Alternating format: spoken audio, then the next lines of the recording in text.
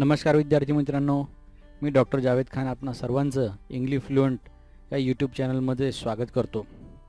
विद्यार्थी मित्रांनो, चॅनलला सबस्क्राईब केलं नसेल तर चॅनलला सबस्क्राईब करा व बेल आयकॉनचं बटन दाबा. मित्रांनो, आज आपण 10व्या वर्गातील इंग्लिश कोर्सबुकमधील 2.6 म्हणजे वर्ल्ड हेरिटेज हा धडा अभ्यासणार आहोत. वर्ल्ड हेरिटेज याचा अर्थ असा होतो जागतिक वारसा. या धड्याचं अभ्यासाला सुरुवात करण्यापूर्वी आपण याच्या वॉर्मिंग अप ॲक्टिव्हिटीजकडे थोडंसं लक्ष देऊया आणि मग मुख्य धड्याकडे वळूया. चला तर मग सुरू करूया वॉर्मिंग अप ॲक्टिव्हिटी. सर्वप्रथम दिलेलं आहे चिटचॅट. थोडीशी चर्चा आपल्याला करायची आहे. काय दिलेलं आहे बघा, चर्चेमध्ये काय करायला सांगितलेलं आहे. I can talk about the world. मी या जगाबद्दल बोलू शकतो. आता इथे आपल्याला काय करायचं आहे, form groups of 6 to 8 students. Each group should select any one continent and share the following information about इच. आपल्याला 6 ते 8 विद्यार्थ्यांचा एक ग्रुप तयार करायचा आहे, जी सध्या तरी शक्य नाही. आपल्याला ही ॲक्टिव्हिटी आता इंडिव्हिज्युअली करायची आहे. So what you have to do, you have to collect the information of any one continent. Continent म्हणजे खंड. आपला पूर्ण जग जे आहे 7 खंडामध्ये विभागल्या गेलेला आहे. भारत आपण एशिया कॉन्टिनेंटमध्ये येतो, आशिया खंडामध्ये येतो. तर तुम्हाला जर आशिया खंडाची माहिती कलेक्ट करता येत असेल तर ती करायची. But you have to select the following points whatever given below. So which are the points on the basis of which you have to collect the information. The first point is important cities. या कॉन्टिनेंटमध्ये जो काही खंड आपण निवडलेला आहे याच्यामधल्या important cities कोणत्या आहेत, वेगवेगळ्या देशातल्या इम्पॉर्टंट सिटीजची यादी तुम्हाला इथे लिहायची आहे. जर आता आपण इंडियाबद्दल बोलत असू तर आपल्या इंडियामध्ये Delhi, Mumbai, Kolkata, Chennai, Lucknow, there are various cities that are famous. Okay, Jaipur, all these cities are very famous in India. That's why you can write the names of those cities. Okay, then sightseeing places of tourist interest. आता या लिस्टमध्ये दुसऱ्या नंबरवर काय लिहायचं आहे, you have to write the names of the tourist places in this particular continent. The third one is food speciality or cuisine.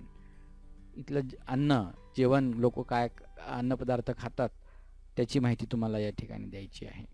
After that wild life. इथलं जे काही प्राणी संपत्ती वगैरे जी काही असेल, कशा पद्धतीचं आहे, जंगली प्राणी कसे आहेत, काय तिथे प्राणी आढळतात ते तुम्हाला इथे लिहायचे आहेत. After that fifth point is there different types of region and vegetation. इथे कोणकोणते प्रदेश, कशा पद्धतीचे प्रदेश आढळतात. सागरी प्रदेश, किनाऱ्याकडचे प्रदेश आहेत का, पठार आहेत का, किंवा वाळवंट आहेत का. Okay, so you have to write the desert or there are some what we can say plates are there. So you can go there, you can see. So these are the different types of region that you can write their names in. Then after that vegetation, वनस्पती कशा पद्धतीच्या आहेत त्यासुद्धा इथे लिहायच्या आहेत तुम्हाला. And the sixth point is human life. इथलं मानवी जनजीवन कशा पद्धतीचं आहे that you have to write in your notebook. Okay, so with the help of internet and other things you can write the information of a particular continent. Select any continent and write the information in your notebook. The second question is prepare a travel brochure or leaflet of your native place or any town or historical place or hill station to attract tourists using the points below. आता आपल्याला काय लिहायचं आहे, tourist leaflet लिहायचं आहे आपल्याला. म्हणजे टुरिस्टला येण्यासाठी एखादी माहिती पुस्तिका जशी असते तशी एका शॉर्टमध्ये तुम्हाला हँडबिलसारखं एखाद्या पॅम्पलेट जसं असतं आपल्याला ॲडव्हर्टिजमेंटसारखं त्या पद्धतीने माहिती लिहायची आहे. कशाबद्दल माहिती लिहायची आहे, नेटिव्ह प्लेस, तुमचं राहण्याचं ठिकाण घ्या, किंवा एखाद्या शहर घ्या, किंवा हिस्टॉरिकल प्लेस घ्या, ऐतिहासिक ठिकाण घ्या, किंवा हिल स्टेशन घ्या, एखादं थंड हवेचं ठिकाण घ्या आणि त्याची माहिती लिहा. मग त्यामध्ये माहिती खालील मुद्द्यांचा वापर आपल्याला करायचा आहे. पहिलं काय लिहायचं आहे, याच पद्धतीने पूर्ण डिझाईन करायची आहे. नियरेस्ट रेल्वे स्टेशन कोणतं आहे, नियरेस्ट एअरपोर्ट कोणतं आहे, त्या ठिकाणापासून दूर नियरेस्ट बस स्टँड कोणतं आहे ते लिहायचं आहे. After that top 5 spots to visit. या ठिकाण जे काही ठिकाण तुम्ही निवडलेलं आहे याच्यातले 5 असे ठिकाणं सांगायचे आहेत ज्या ठिकाणी जाऊन लोक व्हिजिट देऊ शकतात. मग सनराईज पॉईंट असतो, सनसेट पॉईंट असतो. There are various points at a particular place, so you can right. if there are any temple over there, you can write the name of that temple also. Okay. So write down those things. Then special features of the spots. या ठिकाणांचे काय special features आहेत ते तुम्ही सांगू शकतात. जे काही इथे आपण सिलेक्ट केलेले आहे स्पॉट्समध्ये त्यांचे स्पेशल फीचर्स वैशिष्ट्य काय आहेत. After that have fun or entertainment. तुम्हाला मनोरंजनासाठी कोणकोणती साधनं उपलब्ध आहेत ते या ठिकाणी लिहायचे ते लिस्टमध्ये. ओके. मग रिव्हर राफ्टिंग असेल किंवा बोटिंग असेल किंवा आपण सिनेमा वगैरे बघण्यासाठी काही जागा असेल एंटरटेनमेंटसाठी तर ते लिहू शकतो. So all this thing should be included in this list. After that mouth watering or special cuisine. इथलं जेवण अन्न कोणतं चांगलं आहे, काय काय खाऊ शकता तुम्ही, what are the speciality that you have to write in your notebook in here. Then other nearby sightseeing spots. कोणकोणते दुसरे स्पॉट्स आहेत जे तुम्ही बघू शकतात ते त्याची लिस्ट इथे आपण लिहायची आहे. So in this way you have to complete the activity. Okay, so in the end you can write happy journey, contact number, your email, your phone number, anything you can write over here. So you take any one single page or any century paper and write the things. You can use the pictures also. Okay, so have some pictures and paste it in your on that particular book or paper and write the whole information about that native place or hill station or anything else. So let's begin with our lesson today, that is World Heritage. World Heritage बद्दल आपण माहिती घेणार आहोत. Okay, the what does World Heritage means? I have already told you that it is the particular things or the remains which one generation pass it to the other generation, the next generation. म्हणजे हा एक असा वारसा असतो जो एका पिढीकडून दुसऱ्या पिढीकडे दिला जातो. आता वारसा म्हणजे नेमकं काय, तर बघा तुमच्या आजोबांकडून तुमच्या बाबांना जर एखादं घर भेटलेलं असेल, राहण्यासाठी त्यांनी घर बांधलं असेल, आजोबा गेल्यानंतर त्या घराचे मालक तुमचे वडील झालेले आहेत. म्हणजे तुमच्या आजोबांकडून तुमच्या वडिलांना भेटलेला तो वारसा आहे आणि तुमच्या वडिलांकडून हाच वारसा तुम्हाला देण्यात येईल. ठीक आहे. तर हे घर तुमच्यासाठी काय झालेलं आहे, एक वारसा हक्काने प्राप्त झालेली गोष्ट आहे. आता ही जी वारसा हक्काने प्राप्त झालेली गोष्ट आहे तर याची आपण काय करतो, दखल घेतो, त्याची काळजी घेतो, सगळ्या गोष्टी व्यवस्थित आहेत किंवा नाही सगळ्या गोष्टी बघत राहतो, देखभाल करतो, त्याला इजा पोचू देत नाही. याच पद्धतीने आपल्या जगामध्ये सुद्धा असे जागतिक वारसा ठिकाणे आहेत जे आपल्याला मागच्या पिढीकडून भेटलेले आहेत आणि आता ही आपली जबाबदारी आहे की या वारसाने प्राप्त झालेल्या गोष्टींची देखभाल आपण केली पाहिजे. याचं संरक्षण आणि संवर्धनाची जबाबदारी आता आपल्यावर येऊन ठेपलेली आहे. म्हणजे एखाद्या पर्यटन स्थळी आपण जातो, जसं आता आपल्याला माहिती आहे जवळच आपल्या अजंठा केव्ज आहेत आपल्या महाराष्ट्रामध्ये. तर या अजंठा केव्ज असतील, अजंठ्याच्या लेण्या असतील, या लेण्या आपल्याला मागच्या पिढीकडून देण्यात आलेला हा एक वारसा आहे. याचं संवर्धन आणि संरक्षण करणं ही आपली जबाबदारी आहे, ना की आपण तिथे जायचं आणि तिथे आपली नावं लिहून यायची किंवा तिथे जाऊन घाण करायची किंवा तिथल्या मूर्त्यांना इजा पोचवायची. अशातला जो काही प्रकार आहे हा योग्य नव्हे. तर यांचं संरक्षण आणि संवर्धन करण्यासाठी एक आंतरराष्ट्रीय दर्जाची संस्था आहे ज्याचं नाव युनेस्को असं आहे. ती हे पूर्ण या गोष्टींची संवर्धनासाठीची जबाबदारी पार पाडते. आता एखादा या जागतिक दर्जावर, जागतिक पातळीवर एखाद्या ठिकाणाला जर जागतिक वारसा म्हणूनची मान्यता मिळाली तर काय होईल, जसं आता भारतामध्ये वेगवेगळी 38 आपण व्हिडिओ सुरू होण्याआधीच एक ट्रेलर बघितलं होतं ज्यामध्ये भारतामध्ये असलेल्या 38 वारसा ठिकाणांची किंवा जागतिक वारसा ठिकाणांची फोटोज टाकण्यात आलेले आहेत. ही जी काय त्याच्यामध्ये ताजमहल असेल, अजिंठा लेण्या असतील, अभयारण्य असतील, राष्ट्रीय उद्यानं असतील, हे सगळे दिलेले आहेत त्यामध्ये. तुम्ही बघा, तर यांना ज्या वेळेला जागतिक वारसा म्हणून मान्यता प्राप्त होते तर तिथलं पर्यटन वाढतं. तिथले बाकीचे जे काही बाहेरचे लोक असतात परदेशातले, ते येऊन आपल्या देशामध्ये पर्यटनासाठी येऊ शकतात, आपल्याला परकीय चलन भेटू शकतं, तिथल्या अर्थव्यवस्थेमध्ये भर पडू शकते. असे भरपूर फायदे आहेत. आणि ही जी कमिटी असते, युनेस्कोची जी समिती असते, ही समिती त्याचं संरक्षण आणि संवर्धनासाठी काही फंडसुद्धा आपल्याला देत असते, म्हणजे आपण त्याची देखभाल करू शकतो. म्हणून हा धडा याच्यासाठी अभ्यासणं आवश्यक आहे. एक आपल्या जनरल नॉलेजमध्ये, आपल्या सामान्य ज्ञानामध्ये भर पडणार आहे. And we will also know how this World Heritage Committee gives the name or how they nominate the particular place or how they declare any particular place as a World Heritage Site, and what is the importance of that we are going to see in this particular lesson. So let's start with our lesson today. Okay, World Heritage Site. World Heritage Site is a site determined by the United Nations Educational, Scientific and Cultural Organization to have significant cultural or natural importance to humanity. पहिल्या ओळीमध्ये अतिशय महत्त्वाची माहिती दिलेली आहे बघा आपल्याला की वर्ल्ड हेरिटेज साईट जागतिक वारसा ठिकाण हे निश्चित केलं जातं कोणाकडून? युनायटेड नेशन्स राष्ट्रीय संयुक्त राष्ट्र शैक्षणिक वैज्ञानिक अँड कल्चरल म्हणजे सांस्कृतिक संघटना असा हा पूर्ण लॉंग फॉर्म आहे. आणि हे सिलेक्ट करतं ही 16 नोव्हेंबर 1945 मध्ये स्थापन करण्यात आलेली ही युनेस्को ही संयुक्त राष्ट्र संघटनेची एक ब्रांच आहे, सब ब्रांच आहे. दुसरं महायुद्ध झाल्यानंतर ज्या वेळेला सगळीकडे अशांतता जगामध्ये निर्माण झालेली होती तर जगामध्ये शांतता निर्माण करण्यासाठी युनायटेड नेशन्स म्हणजे संयुक्त राष्ट्र बरोबर सगळे देश एकत्र आले आणि यांनी एक संस्था स्थापन केली, आंतरराष्ट्रीय दर्जाची दिला युनायटेड नेशन्स असं म्हटलं गेलेलं आहे. तर देशामध्ये जागतिक शांतता निर्माण व्हावी, लोकांची भरभराट व्हावी, सगळ्यांनी गुण्यागोविंदाने राहावं यासाठी ही संस्था निर्माण करण्यात आलेली होती. त्याचीच एक सब ब्रांच म्हणून युनेस्को आहे. युनेस्कोसुद्धा तेच काम करते, परंतु थोडं याचं वर्क थोडंसं मोठं आहे. याच्यात शैक्षणिक वैज्ञानिक किंवा सांस्कृतिकदृष्ट्या ज्या महत्त्वाच्या गोष्टी असतात त्यामध्ये सुद्धा युनेस्को काम करत असते. तर युनेस्को ही संस्था एखाद्या ठिकाणाला एखाद्या देशाच्या ठिकाणी जी काही जागतिक वारसा ठिकाण असेल त्याला नॉमिनेट किंवा त्याला निश्चित करण्याचं काम ही संस्था करत असते. परंतु कोणत्या ठिकाणांना जागतिक वारसा म्हणून मान्यता भेटते?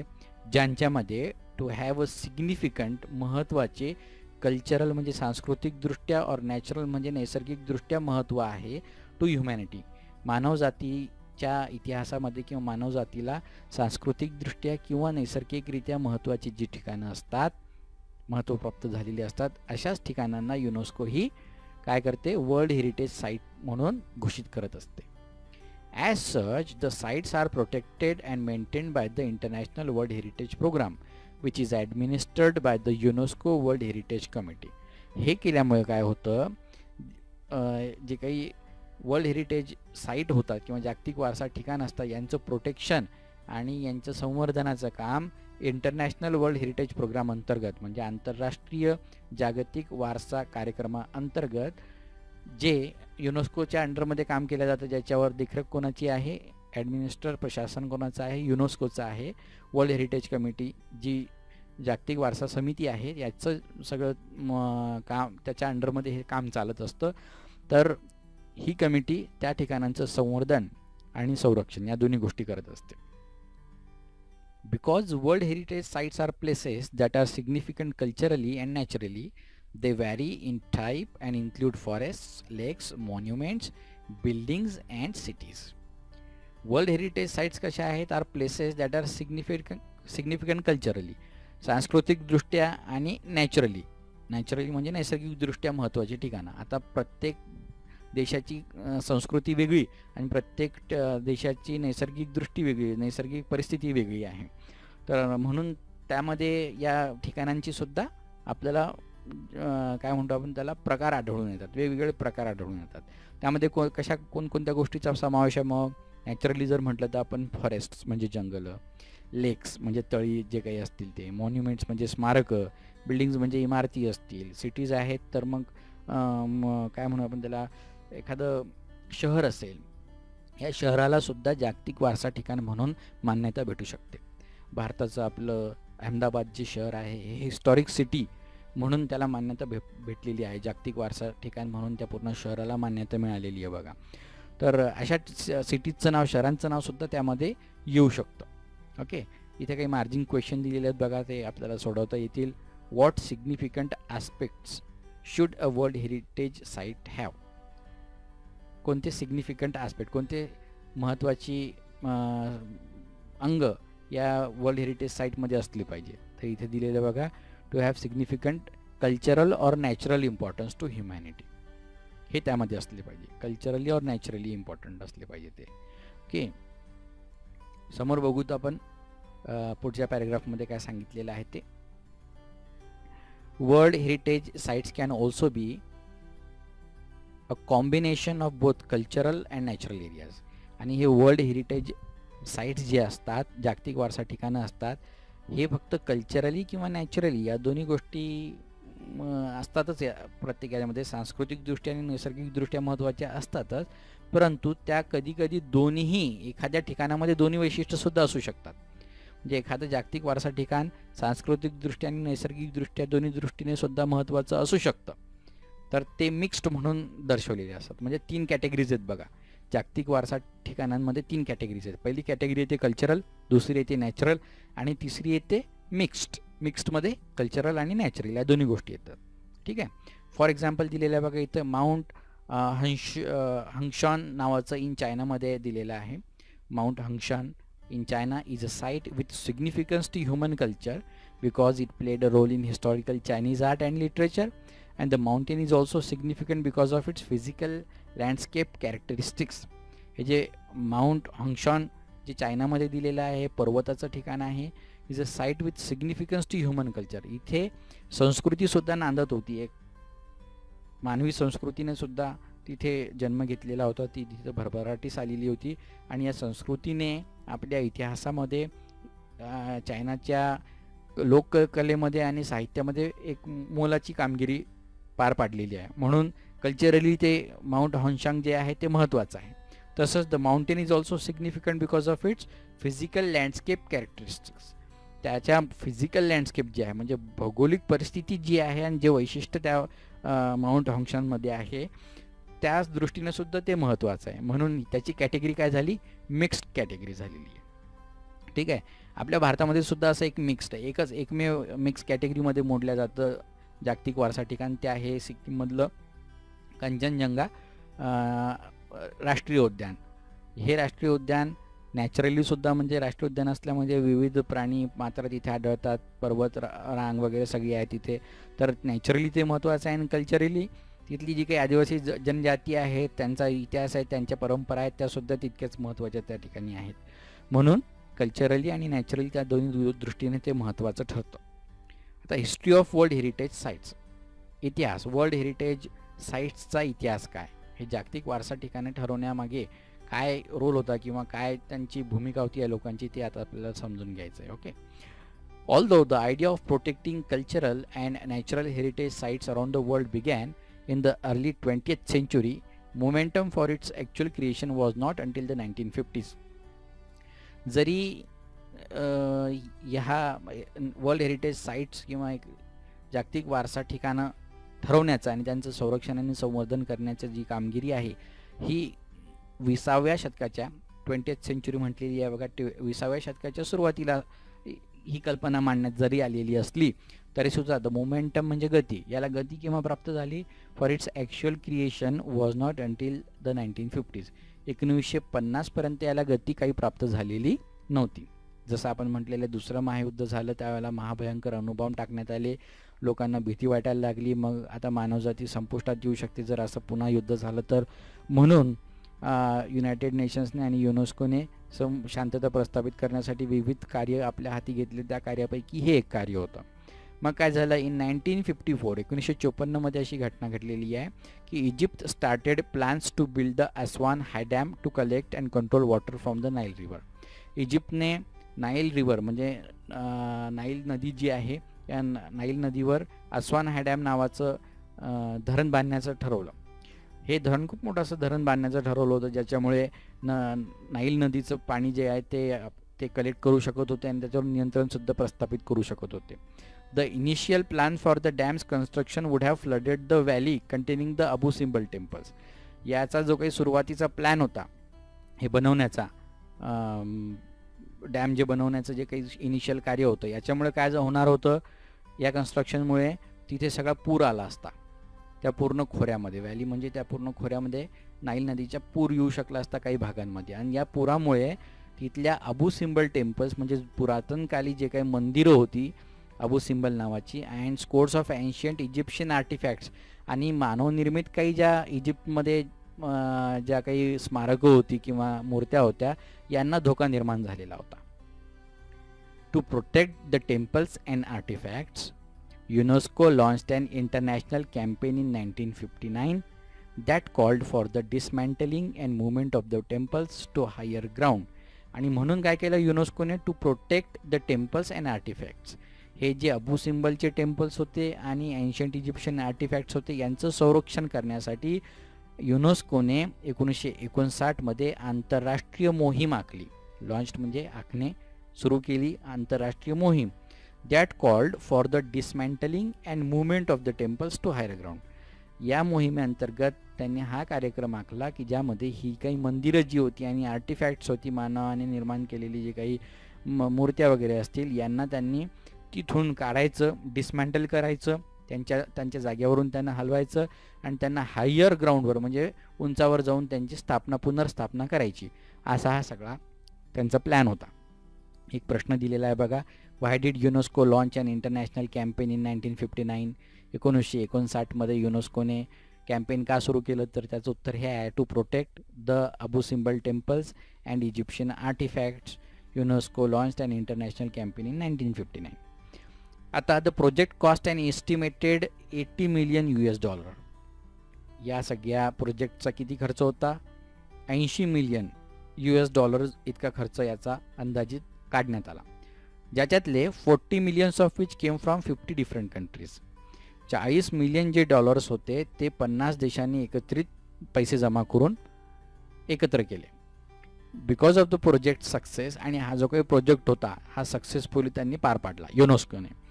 आणि म्हणून काय झालं, UNESCO and the International Council on Monuments and Sites initiated a draft convention to create an international organisation responsible for protecting cultural heritage. म्हणून युनेस्कोने काय केलं, त्याच काळामध्ये आता त्यांना हा सक्सेस भेटल्यामुळे त्यांनी हे ठरवलं की and the International Council on Monuments and sites, आंतरराष्ट्रीय परिषद, स्मारकांची आणि एखाद्या ठिकाणाची संरक्षण करणारी आंतरराष्ट्रीय परिषदसुद्धा होती, आणि युनेस्को, या दोघांनी सुरुवात केली, इनिशिएटेड म्हणजे अ ड्राफ्ट कन्व्हेन्शन टू क्रिएट अन एक त्यांनी मसुदा तयार केला टू क्रिएट, निर्माण करण्यासाठी, आणि इंटरनॅशनल ऑर्गनायझेशन, एखादी आंतरराष्ट्रीय संस्था निर्माण करणं आपल्याला गरजेचं आहे, responsible for protecting cultural heritage. आणि ही संस्था काय करेल, जबाबदार असेल फॉर प्रोटेक्टिंग, संरक्षण करण्यासाठी कल्चरल हेरिटेज, सांस्कृतिकदृष्ट्या महत्त्वाच्या ठिकाणांना. ही संस्था जी आंतरराष्ट्रीय दर्जाची असेल ही ते संरक्षण देण्याचं काम ती करेल, असं त्यांनी आपल्या ड्राफ्टमध्ये, आपल्या मसुद्यामध्ये ठरवलं. शॉर्टली देअर आफ्टर इन 1965, त्यानंतरच 1965 मध्ये a White House conference in the United States called for a world heritage trust to protect historic cultural sites but to also protect the world's significant natural and scenic sites. त्याच काळामध्ये 1965 मध्ये white हाऊसमध्ये एक परिषद भरवण्यात आली अमेरिकेमध्ये, आणि त्या परिषदेमध्ये वर्ल्ड हेरिटेज ट्रस्ट म्हणून जागतिक वारसा विश्वस्त संस्था अशी त्यांनी एक ट्रस्ट सुरुवात केली, ज्याचं काम काय होतं, to protect historic cultural sites, जे अमेरिकेमधले आणि इतर देशांमधले सुद्धा ऐतिहासिक सांस्कृतिक ठिकाणं जी होती त्यांचं संरक्षण करणार होती, but to also protect the world's significant natural and scenic sites, परंतु जगातील इतर महत्त्वाची नैसर्गिक ठिकाणंसुद्धा ते संरक्षण करणार होते, त्याचं संरक्षण करणार होते. इथे आपल्याला एक प्रश्न दिलेला आहे बघा, why did a White House conference in the United States call for a world heritage trust. तर उत्तर आहे, to protect historic cultural sites but also protect the world significant natural and scenic sites, हे त्याचं उत्तर आहे. Finally मग काय झालं, शेवटी in 1968 the International Union for Conservation of Nature developed similar goals and presented them at the United Nations Conference on Human environment in Stockholm Sweden in 1972. आणि त्याच वेळेला 1968 मध्ये international Union for Conservation of nature, आंतरराष्ट्रीय संघ जो होता, नैसर्गिक संवर्धन आंतरराष्ट्रीय संघ असं त्याचं नाव होतं, यांनी याच दृष्टीने प्रयत्न सुरू केले जे युनायटेड नेशन्स, आपल्या युनायटेड स्टेट्सनं सुरू केलेले होते. तीच उद्दिष्ट यांनी सुद्धा ठरवली, आणि त्यांनी सुद्धा युनायटेड नेशन्सच्या परिषदेमध्ये जी ह्युमन एन्व्हायरमेंटवर आधारित होती, स्टॉकहोममध्ये जी भरवण्यात आलेली होती स्वीडनच्या 1972 मध्ये, त्या ठिकाणी आपला मसुदा जाहीर केला, आणि याच पद्धतीची गोल्स त्यांनी त्यांच्यासमोर मांडण्यात आलेली होती. मग काय झालं, following the presentation of these goals The convention concerning the protection of world cultural and natural heritage was adopted by UNESCO's General Conference on November 16, 1972. आणि या सगळ्यांचा विचार करून मग युनेस्कोने आपल्या जनरल कॉन्फरन्समध्ये, आपल्या सर्वसाधारण परिषदेमध्ये हा जो काही मसुदा होता, हा मसुदा स्वीकारला आणि नोव्हेंबर 16, 1972 असा मसुदा तयार करून जगातील सांस्कृतिकदृष्ट्या आणि नैसर्गिकदृष्ट्या महत्त्वाच्या ठिकाणांचं प्रोटेक्शन करण्याचं ठरवलं. या उद्दिष्टाने त्यांनी आपली संस्था सुरू केली.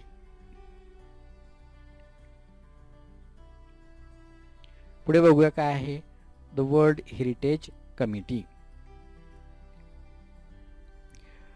The World Heritage Committee. Today, the World Heritage Committee is the main group responsible for establishing which sites will be listed as a UNESCO World Heritage Site.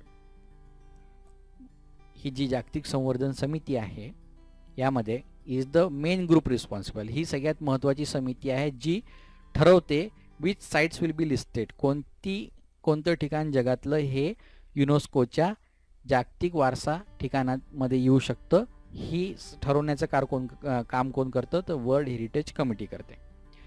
The committee meets once a year and consists of representatives from 21 state parties that are elected for 6-year terms by the world heritage Centers General Assembly. ही जी काही समिती आहे world हेरिटेजची, ही वर्षातून एकदा यांची सभा भरते आणि यामध्ये कन्सिस्ट ऑफ म्हणजे समावेश आहे रिप्रेझेंटेटिव्ज म्हणजे प्रतिनिधी, 21 स्टेट पार्टीज, 21 देशातले प्रतिनिधी यामध्ये निवडले जातात, इलेक्टेडमध्ये निवडले जाणे, फॉर 6-year टर्म्स, 6 वर्षासाठी ते निवडले जातात bye the world heritage Centers General assembly. जागतिक वारसा केंद्र यांची जी सर्वसाधारण सभा असते, या सभेमध्ये दरवर्षी हे 21 देशातले प्रतिनिधी 6 वर्षासाठी निवडले जातात. म्हणजे एकदा ते निवडले की 6 वर्षानंतर ते बदलतील पुन्हा, आणि दरवर्षी ते त्या ठिकाणी भेटत असतात. And the state parties are then responsible for identifying and nominating new sites. आणि हे जे स्टेट पार्टीज असतात, जे काही देशामधले जे काही लोक असतात, हे काय करतात, रिस्पॉन्सिबल फॉर आयडेंटिफाईंग, हे ठरवतात आपल्या देशामधले नवीन ज्या काही साईट्स आहेत वर्ल्ड हेरिटेज ज्या आपण घोषित करू शकतो, त्या निवडण्याचं काम हे लोक करत असतात. Within their territory to be considered for inclusion on the world heritage list. आणि त्यांच्या प्रदेशामध्ये, टेरिटरी म्हणजे प्रदेश, प्रत्येक देशामधल्या प्रदेशामध्ये कोणती ठिकाणं ही वर्ल्ड हेरिटेज साईटमध्ये गणल्या जाऊ शकतात याचं काम ते करतात. ठरवण्याचं काम प्रत्येक देशातले हे रिप्रेझेंटेटिव्ह करत असतात. Becoming a world heritage site, एखादी ठिकाण हे जागतिक वारसा ठिकाण म्हणून घोषित कसं केलं जातं, त्यामध्ये कोणकोणत्या पायऱ्या आहेत हे आता आपण बघणार आहोत. There are 5 steps in becoming a world heritage site. एकूण किती पायऱ्या आहेत, 5 पायऱ्या आहेत. एखादी ठिकाण हे जागतिक वारसा ठिकाण म्हणून घोषित होण्यासाठी 5 पायऱ्यांमधून त्याला जावं लागतं. आपल्या ठिकाणी वेगवेगळे ठिकाणं आहेत बघा, हे सगळ्या 5 पायऱ्यांमधून गेलेले आहेत. पहिली पायरी काय, the first of which is for a country or state party to take an inventory. सगळ्यात पहिले त्या देशाने, ज्या देशामध्ये ते ठिकाण आहे त्या देशाने एक इन्व्हेंटरी तयार करायची, एक यादी तयार करायची of its significant cultural and natural site.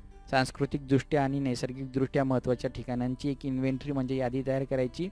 This is called the tentative list. या लिस्टलाच ते काय म्हणतात, प्रायोगिक तत्वावर तयार केलेली तात्पुरती यादी. And it is important because nominations to the World Heritage List will not be considered unless the nominated site was first included on the tentative list. आणि ही यादी खूप महत्त्वाची असते, कारण जोपर्यंत या यादीमध्ये देशाने आपल्या एखाद्या ठिकाणाचं नाव टाकलेलं नसेल तर वर्ल्ड हेरिटेज लिस्ट जी असते त्याच्या नामांकनामध्ये त्याचं नाव येणार नाही, तोपर्यंत येणार नाही. म्हणून टेंटेटिव्ह लिस्ट बनवणं खूप महत्त्वाचं आहे. नेक्स्ट पुढे काय होतं, countries are then able to select sites from their tentative list. मग प्रत्येक देश आपल्या त्या यादीतून जे काही ठिकाणं आहेत ते निवडू शकतात. To be included on nomination file, त्या आपल्या वर्ल्ड हेरिटेजसाठी त्यांना जे ठिकाण टाकायचं आहे या लिस्टमधूनच त्यांना निवडायचं असतं. ते निवडावं लागत असतं, म्हणून ते त्याच्यातून निवड करतात त्या ठिकाणाची दरवर्षी. The third step is review of the nomination file by 2 advisory bodies. आणि नंतर थर्ड स्टेप काय आहे, रिव्ह्यू म्हणजे पुनर्विलोकन. 2 अशा सल्लागार समिती आहेत ज्या युनेस्कोला सल्ला देत असतात. या सल्लागार समिती काय करतात, त्या छाननी करतात, पुनर्विलोकन करतात. जे काही नॉमिनेशन प्रत्येक देशाने आपल्या ठिकाणाचं नाव दिलेलं आहे त्याची छाननी करतात.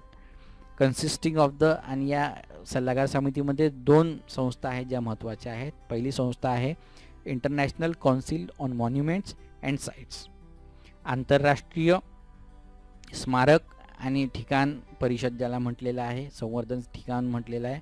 And the world conservation union, आणि दुसरं काय आहे, जागतिक संवर्धन संघ. असे 2 संस्था आहेत त्या लिस्टमधल्या जे काही ठिकाणं दिलेली आहेत यांचं पुनर्विलोकन करतात. Who then make recommendations to the world heritage Committee, आणि मग समोर या जागतिक वारसा समितीसमोर ते त्यांचं शिफारस देतात. रिकमेंडेशन म्हणजे शिफारस देणे. The world heritage committee meets once a year to review these recommendations. मग जागतिक वारसा समिती काय करते, वर्षातून एकदा या 2 संस्थांनी दिलेल्या शिफारसीवरून एकत्र येतात, त्यांची परिषद भरवतात, and decide which sites will be added to the world heritage list. आणि मग ते ठरवतात की कोणतं ठिकाण हे वर्ल्ड हेरिटेज लिस्टमध्ये ते समाविष्ट करू शकतील किंवा नाही. ते या शिफारसीवरून ते करत असतात. The final step in becoming a World Heritage Site is determining whether or not a nominated site meets at least one of 10 selection criteria. आणि मग फायनल स्टेप काय आहे, एखाद्या ठिकाणाला जागतिक वारसा ठिकाण म्हणून घोषित करण्यासाठी मग ही समिती काय करते, डिटरमाइनिंग निश्चित करते, whether or not a nominated site, जी काही नामांकन केलेली, जी काही देशाने नाव दिलेलं आहे आपलं जागतिक वारसा ठिकाणासाठी, ते त्यांनी वर्ल्ड हेरिटेज कमिटीने ठरवलेल्या 10 निकषांपैकी, क्रायटेरिया म्हणजे निकष, 10 निकषांपैकी एखाद्या निकषावर खरी ठरते किंवा नाही ते त्या ठिकाणी तपासून बघितलं जातं. If the site meats this criteria, आणि जर ह्या ठिकाणांमधून त्या 10 क्रायटेरियापैकी एक क्रायटेरियामध्ये जर ती आली ते ठिकाण, तर मग ते काय होतं, it can then be inscribed on the world heritage list. मग त्याची नोंद होते, इन्स्क्राइब म्हणजे नोंद होते on the world heritage list, जागतिक वारसा ठिकाणांच्या यादीमध्ये त्याचं नाव टाकण्यात येतं. Once a site goes through this process and is chosen, it remains the property of the country on whose territory it sits. एकदा की ती जे ठिकाण आहे ते ठिकाण जागतिक वारसा दर्जा म्हणून गणल्या जातं, तर ते त्या देशाची प्रॉपर्टी तर राहतच. जसं आता भारताने ताजमहल असेल किंवा अजंठा केव्ज असतील, हे जागतिक वारसा ठिकाण म्हणून ठरवलं गेलेलं असेल, निवडलं गेलं असेल वर्ल्ड हेरिटेज कमिटीकडून किंवा युनेस्कोकडून, तर काय होईल, ती भारत देशाची प्रॉपर्टी तर राहीलच. टेरिटरी इट सिट्स म्हणजे भारत देशाच्या कोणत्याही देशाच्या सीमांमध्ये, प्रदेशामध्ये असलेली त्यांची प्रॉपर्टी ती राहीलच. परंतु it also becomes considered within the international community, परंतु तो त्यासोबतच आंतरराष्ट्रीय समुदायाचा भाग म्हणून सुद्धा गणल्या जाते किंवा ठरवल्या जाते. दोन्ही गोष्टी सांगितलेल्या त्या ठिकाणी, म्हणजे त्या देशाची प्रॉपर्टी सुद्धा राहील आणि आंतरराष्ट्रीय समुदायाचा भाग म्हणून सुद्धा त्याला गणण्यात येईल. असं दोन्ही गोष्टी, 2 दर्जा त्याला प्राप्त होतात. आणि मग जे काही रिसोर्सेस वगैरे असतील, त्याच्या संवर्धनासाठी ज्या गोष्टी लागत असतील ते सुद्धा ठरवण्याचं काम किंवा ते पैसा देण्याचं काम मग युनेस्को करते. Types of world heritage sites, कोणकोणत्या प्रकारच्या वर्ल्ड हेरिटेज साइट्स असतात ते सांगितलेलं आहे बघा. As of 2009 there are 890 world heritage sites that are located in 148 countries. 148 देशांमधल्या 890 हे ठिकाणं 2009 पर्यंत जागतिक वारसा ठिकाणं म्हणून घोषित करण्यात आलेली आहे. त्यापैकी 689 म्हणजे 689 of this sites are cultural. 689 ठिकाणं ही सांस्कृतिकदृष्ट्या महत्त्वाची आहे. And include places like the Sydney Opera House in Australia and the historic centre of Vienna in Austria. सांस्कृतिकमध्ये मग सिडनी ओपेरा हाऊस असेल ऑस्ट्रेलियाचं, ते सुद्धा येतं. हिस्टॉरिक सेंटर ऑफ विएना असतं, ते सुद्धा महत्त्वाचं आहे ऑस्ट्रियामधलं, जे कितीतरी शतकांपासून त्या ठिकाणी बनवलेलं आहे आणि एक विशिष्ट संस्कृतीमध्ये त्यांचं योगदानसुद्धा त्या ठिकाणचं दिलेलं आहे, म्हणून ते जागतिक वारसा ठिकाण म्हणून कन्सिडर केलं गेलेलं आहे. 176 आर नॅचरल. याच्यामधले 176 ठिकाणं जे आहेत 890 पैकी हे नैसर्गिकदृष्ट्या महत्त्वाचे आहेत. मग राष्ट्रीय उद्यानं असतील, जंगलं असतील, ते सगळे नॅचरलमध्ये येतात, किंवा पर्वत असतील, पर्वतमाला असतील. And feature such locations as the USS. यामध्ये मग युनायटेड स्टेट्सचं योलोस्टोन आणि ग्रँड कॅनियन नॅशनल पार्क्स आहेत, 2 राष्ट्रीय उद्यानं आहेत. भारतातले सुद्धा कंचनजंगा हे राष्ट्रीय उद्यान आहे, मानस हे राष्ट्रीय उद्यान आहे. तर असे वेगवेगळे उद्यानं आहेत, ते सुद्धा नॅचरल म्हणून, हेरिटेज म्हणून कन्सिडर केले जातात. आपलं पश्चिम घाट महाराष्ट्रातला हा सुद्धा वर्ल्ड हेरिटेज साईटमध्ये गणला जातो. नैसर्गिकदृष्ट्या महत्त्वाचा आहे, वेगवेगळ्या प्राण्यांच्या प्रजाती त्या ठिकाणी आढळतात, म्हणून त्याला सुद्धा तो दर्जा प्राप्त झालेला आहे. 25 of the world heritage sites are considered mixed, that is natural and cultural. Peru's Machu Picchu is one of this. आणि 25 अशा वर्ल्ड हेरिटेज साईट्स आहेत ज्या मिक्स्ड स्वरूपाच्या आहेत, ज्या नॅचरली आणि कल्चरली महत्त्वाच्या आहेत. त्यामध्ये पेरूज माशू पिशू ही एक ठिकाण आहे, एक पर्वतरांग आहे, पर्वत आहे, आणि त्या ठिकाणी 15व्या शतकामध्ये लोकांनी काही ढाचा बनवलेला आहे, काही ठिकाणं असे मंदिरं वगैरे बनवलेली आहेत, खूप महत्त्वाची आहे अशी आहेत ती. त्या 15व्या शतकामध्ये तिथं लोक राहत होती आणि अचानक तिथून ते गायब झाले. ते तिथून का निघून गेले, तिथे आता कोणी का राहत नाही, अशा वेगवेगळ्या स्टोरीज त्या ठिकाणी आहेत. लोक म्हणतात की तिथं पाणी नसल्यामुळे तिथले लोक निघून गेले, पण तिथल्या ज्या काही कलाकृती आहेत, लोकांनी बनवलेले घरं आहेत, मंदिरं आहेत, ते खूप प्रसिद्ध असे आहेत. आणि नॅचरलीसुद्धा तितकंच महत्त्वाचं आहे. तो एक विशिष्ट पर्वत त्या ठिकाणी आहे, तो पूर्ण अवतीभोवती आपण जर बघितलं तर पूर्ण जंगल आहे, त्या जंगलामध्ये तो पर्वत आहे, म्हणून कल्चरली सांस्कृतिकदृष्ट्यासुद्धा तितकाच महत्त्वाचा आहे असं म्हणतात. याच माशू पिशूच्या अवतीभोवती अल्डोराडो नावाचं एक असं शहर आहे जिथं सगळं सोनंच सोनं आहे. एक काल्पनिक गोष्ट सांगितल्या जाते, परंतु म्हणतात की ते याच ठिकाणी आहे असं म्हणतात. तर हे महत्त्वाचं आहे. भारतामध्ये मी आधीसुद्धा सांगितलेलं आहे की कंचनजंगा हे नॅचरली आणि कल्चरली दोन्ही पद्धतीने महत्त्वाचं आहे. तर असे ठिकाणं आहेत. Italy has the highest number of world heritage sites with 44. इटलीमध्ये सगळ्यात जास्त जागतिक वारसा ठिकाणं आहेत. ऐतिहासिक शहर आहे, ऐतिहासिक ठिकाणं भरपूर आहेत त्या ठिकाणी. तर त्या ठिकाणी 44 वर्ल्ड हेरिटेज साईट्स आहेत, जागतिक वारसा ठिकाणं आहेत इटलीमध्ये. त्यानंतर इंडिया हॅज 36. भारतामध्ये किती आहेत? 36. 28 cultural, 7 natural and 1 mixed world heritage sites. भारतामध्ये सध्या 38 झालेले आहेत. 36 हा 2009चा आकडा आहे. रिसेंटली जयपूर हे शहरसुद्धा आपलं जागतिक वारसा ठिकाणामध्ये घोषित करण्यात आलेलं आहे. सांस्कृतिकदृष्ट्या अतिशय महत्त्वाचं असं हे शहर, तर राजस्थानमधील जयपूर हे सुद्धा आता जागतिक वारसा ठिकाण म्हणून घोषित करण्यात आलेलं आहे. तर भारतात सध्या 2020च्या आकड्यानुसार 38 ठिकाणं आहेत आता. आणि the world heritage committee has divided the world's countries into 5 geographic zones. आणि वर्ल्ड हेरिटेज कमिटीने पूर्ण जगाचे 5 भौगोलिक प्रदेशामध्ये विभाजन केलेलं आहे आपलं काम करण्यासाठी. त्यामध्ये पहिलं आहे आफ्रिका, दुसरा आहे अरब स्टेट्स, त्यानंतर तिसरा आहे एशिया पॅसिफिक, यामध्ये ऑस्ट्रेलिया आणि ओशनिया ही प्रदेश येतात. युरोप अँड नॉर्थ अमेरिका हा एक भाग आहे, आणि Latin America and the Caribbean हा एक भाग आहे. असे हे सगळे 5 भौगोलिक प्रदेश. त्यानंतर बघूया world heritage sites in danger, की वर्ल्ड हेरिटेज साईट्स ज्या आहेत, जागतिक दर्जाचे वारसाचे जे ठिकाणं आहेत, हे आता धोक्यामध्ये आलेले आहेत.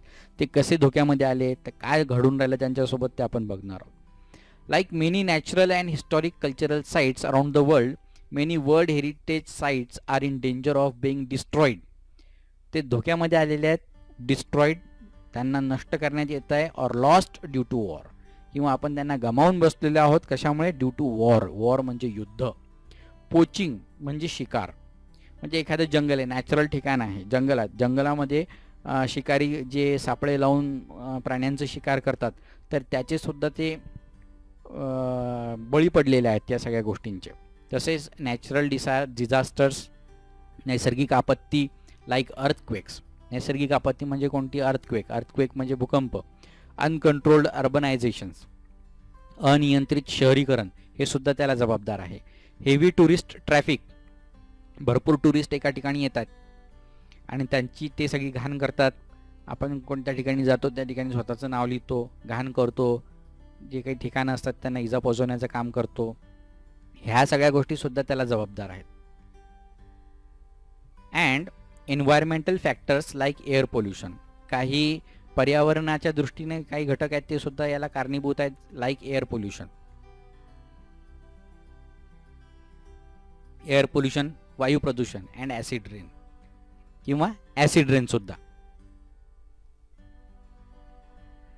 म्हणजे ॲसिड रेन तुम्हाला माहीत असेल, आम्लाचा पाऊस ज्याला आपण म्हणतो, ॲसिडचा पाऊस सुद्धा पडतो. तो कशामुळे? ते पर्यावरणाचं जे काही प्रदूषण आहे, हवेचं प्रदूषण झालं, हवेमध्ये काही कार्बन डायऑक्साईड, कार्बन मोनॉक्साईड याचं प्रमाण जास्त वाढलं की आम्लधर्मी पाऊस पडतो.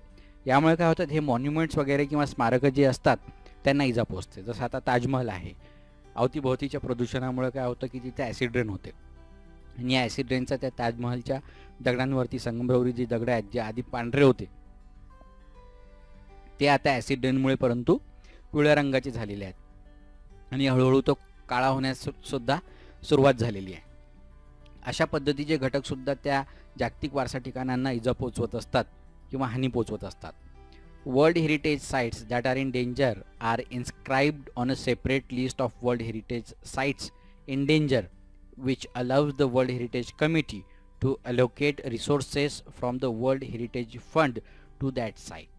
आता ही जी काही डेंजरमधले जे ठिकाणं आहेत यांची एक विशिष्ट यादी, वेगळी यादी वर्ल्ड हेरिटेज कमिटी तयार करते आणि त्यांना काय अलोकेट म्हणजे त्यांना देऊ करते, रिसोर्सेस, फंड वगैरे देते किंवा काय करू शकतो आपण यांच्या संवर्धनासाठी पुन्हा, तर याच्यासाठी वेगळा फंड काढून त्यांना दिला जातो. इन ॲडिशन, यासोबतच different plans are put into place to protect and or restore the site. आणि वेगवेगळ्या प्लॅनिंगने सुद्धा त्या ठिकाणाला, जो काही जागतिक वारसा ठिकाण असतो, यांचं संरक्षण आणि संवर्धनाचं, पुनरुज्जीवन करण्याचं काम ते करतात. म्हणजे दगड खराब होत असेल तर मग तिथे काहीतरी केमिकल्स वापरून पुन्हा त्याची साफसफाई करणे, हा सुद्धा त्याच्यामधला एक प्लॅन असतो. जसं आपल्या अजंठा वगैरेचं जागतिक वारसा ठिकाण म्हणून ज्यावेळेला घोषित करण्यात आलं, त्यानंतर तिथल्या ज्या काही जुन्या लोकांनी तयार केलेल्या फोटोज वगैरे होते त्यांचं पुनरुज्जीवन केमिकल वापरून करण्यात आलं. पुन्हा जे नॅचरल कलर्स होते पुन्हा पुनरुज्जीवित करण्यात आले त्या रासायनिक अभिक्रिया करून, तर ते काम होतं. अशा पद्धतीचे सुद्धा कामं केल्या जातात जागतिक वारसा समितीकडून, म्हणजे युनेस्कोकडून. त्यानंतर काय महत्त्वाचं बघा, if however a site loses the characteristics which allowed for it to be originally included on the World Heritage list, the World Heritage Committee can choose to delete the site from the list. आणि यासोबतच जर एखाद्या वेळेला world heritage लिस्टमधून जर एखादं ठिकाण आहे आणि त्याच्यामध्ये आता ते कॅरेक्टरिस्टिक्स म्हणजे जागतिक वारसा ठिकाणासाठी लागणाऱ्या ज्या गोष्टी आहेत ते त्यामध्ये आता शिल्लक राहिलेल्या नाही आहेत, तर अशा वेळेला मग काय केलं जातं, वर्ल्ड हेरिटेज लिस्टमधून त्याचं नाव वगळून टाकण्यात येतं, डिलीट करण्यात येतं. To learn more about world heritage sites, visit the world heritage centre's website at whc.unesco.org. अजून वर्ल्ड हेरिटेज साईट्सबद्दल तुम्हाला माहिती घ्यायची असेल तर नक्की वर्ल्ड हेरिटेज साईटच्या वेबसाईटवर जाऊन तुम्ही याची माहिती घेऊ शकता. वेबसाईटचा पत्ता आपल्याला या ठिकाणी दिलेला आहे, इंटरनेटवर जाऊन तुम्ही बघा, whc.unesco.org. तुम्हाला विशिष्ट माहिती प्रत्येक ठिकाणाची त्या ठिकाणी भेटेल. आपण या आधीच व्हिडिओच्या आपल्या भारतात कोणकोणते ठिकाण आहेत याचा आधीच व्हिडिओमध्ये सुरुवातीलाच बघितलेलं आहे, तर तुम्ही त्या लिस्टमधून सुद्धा शोधून भारतातील तरी ठिकाणं कोणकोणती आहेत ते समजून घ्या, जाणून घ्या. त्यांची वैशिष्ट्य वगैरे सगळ्या वेबसाईटवर दिलेली असतात, ते आपण बघितली पाहिजे. So this is how the whole lesson was there. We learn how World Heritage site is decided by UNESCO and what are the resources, how they provide the fund. We came to know about the history of the World Heritage sites also, and it is very important to preserve or protect our these heritage sites because it is our responsibility. We have to hand over all these things to the generation which is coming which is coming right now. Okay, so it is our responsibility. Our forefathers have protected these sites, so it is our responsibility. So I request you all, whenever you visit any historical place or any heritage sites, you should take care of those places. You should take care of the site. You should not write any name over there. You should not throw garbage. So it is your responsibility to protect those sites. Okay, तर आपण या सगळ्या गोष्टी या ठिकाणी शिकलेलो आहोत. World heritage साईट्सबद्दल, त्या कशा ठरवल्या जातात. तुम्हाला व्हिडिओ समजला असेल, काही समजलं नसेल, काही प्रश्न असतील तर कमेंट बॉक्समध्ये नक्की टाका. आणि व्हिडिओ जर समजला असेल तर इंग्लिश फ्लुएंट चॅनलला सबस्क्राईब करायला विसरू नका. आणि येणाऱ्या नवीन व्हिडिओजच्या नोटिफिकेशनसाठी बेल आयकॉनचं बटन दाबायला विसरू नका. शिकत राहा, आनंदित राहा. इथे आपण थांबूयात. धन्यवाद.